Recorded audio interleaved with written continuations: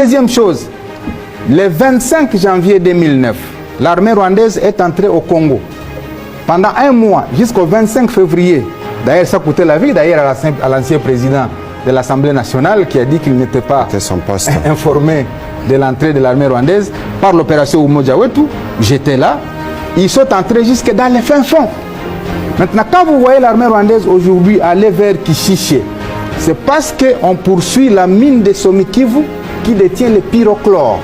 Le pyrochlore, c'est les minéraux qui entrent dans la fabrication de fusées. Et c'est recherché à travers le monde. C'est la mine de Somikivu qu'on est en train de suivre effectivement là-bas.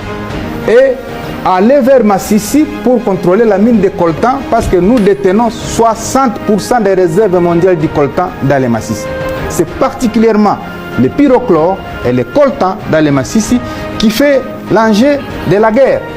Et au niveau international, on connaît tout ça et c'est pourquoi il a le soutien parce que les réseaux mafieux qui exploitent illégalement les minéraux sont derrière ces entreprises-là. La preuve, c'est que vous avez appris qu'à Kigali, on a ouvert des fonderies d'or.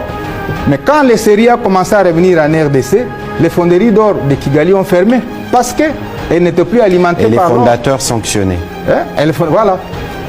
Donc c'est des questions comme ça qu'en international, nous devons aider à faire porter dans les bouches de tous les milliers qui doivent écouter les autorités congolaises pour qu'on comprenne qu'il n'y a rien de guerre là-bas parce qu'il y a FDLR, parce qu'il y a haine, il y a guerre, parce qu'il y a coltan, parce qu'il y a or, parce qu'il y a cassitérite, parce qu'il y a wolframite, parce qu'il y a tous ces éléments que Kigali veut avoir, parce qu'il veut avoir 3 types de contrôle sur l'Est, contrôle politique, contrôle militaire, contrôle économique.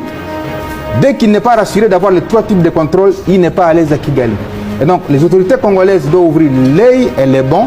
Et c'est pourquoi on m'a invité pour que je récite à l'opinion toutes ces informations-là à l'intention de la mémoire collective. Voilà. Et moi, j'ai toujours dit que la population congolaise est essentiellement un assemblage de minorités.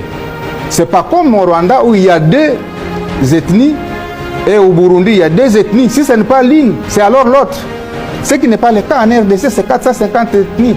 On ne peut pas dire qu'il y a un risque de génocide là où coexistent 450 ethnies.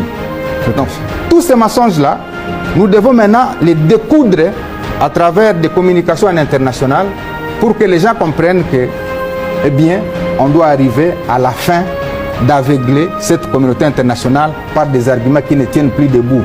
FDLR, haine, tribal en RDC ou insertion des effets dans notre armée.